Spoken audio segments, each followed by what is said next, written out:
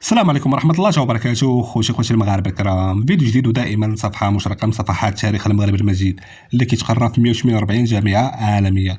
اليوم غنتكلموا على سلطان المغرب محمد الثالث وتحرير أسرى الجزائريين من إسبانيا بعد أن تخلى عنهم العثمانيون. سيدة البحار مرهونة عند الإسبان. نبداو ببركة الله. خوتي المغاربة الكرام، اسم المصدر دراسات حضارية في التاريخ الأندلسي ديال محمد بشير العامري، صفحة 128. شنو كيقول؟ والرحلة أو السفارة الثانية من المغرب إلى إسبانيا، فقام أبو عبد الله محمد بن وهاب بن عثمان المكناسي. من بعد غنتكلموا على هذه الشخصية العظيمة هذه التي أوفدها سيدي محمد بن عبد الله. سيدي محمد بن عبد الله هو سلطان المغرب محمد الثالث سنة 1779 إلى ملك إسبانيا كارلوس الثالث لتجديد الصلح وافتكاك الأسارى الجزائريين بإسبانيا. ندوزو للمرجع الثاني. اسم المصدر رحلة المكناسي ديال ابن عثمان المكناسي.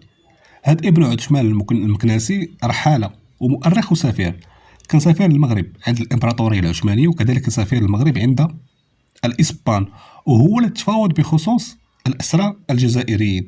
صفحة 333 كيقول لك: وقد كان ورد عليه جمع من أسارى المسلمين بعثهم إلى عظيم الإسبانيون على سبيل الإهداء والإكرام. اسمع، لكونه لما عمل الصلح مع أهل الجزائر ووقع فداء الأسارى بينهما من الجانبين على ما تقتضبه قوانين الصلح، امتنع أمير الجزائر من إعطاء المال في هؤلاء الأسارى كما فعل النصارى في إخوانهم، ولم يقبل أن يفديهم بالنصارى، بل قبض المال في أسارى الإسبانيون الذين عنده، ولم يرد فيهم بدلا بأسير مسلم، وأهمل هؤلاء المسلمين وأبقاهم بأيدي الكافرين، فإن لله وإن إليه راجعون.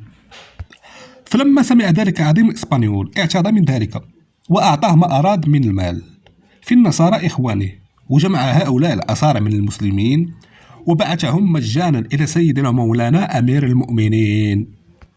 يعني أن العثمانيين رفضوا تحرير الأسرى الجزائريين وفضلوا المال مقابل إطلاق سراح الأسرى النصارى، إلى أن أتى سلطان المغرب محمد الثالث وحرر هذه الأسرى الجزائريين بعد عقد الصلح مع الإسبان.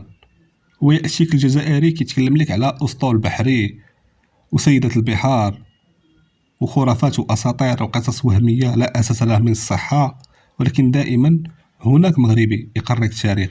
يلا خوتي المغاربة، السلام عليكم ورحمة الله وبركاته. ديما مغرب الله الوطن الملك.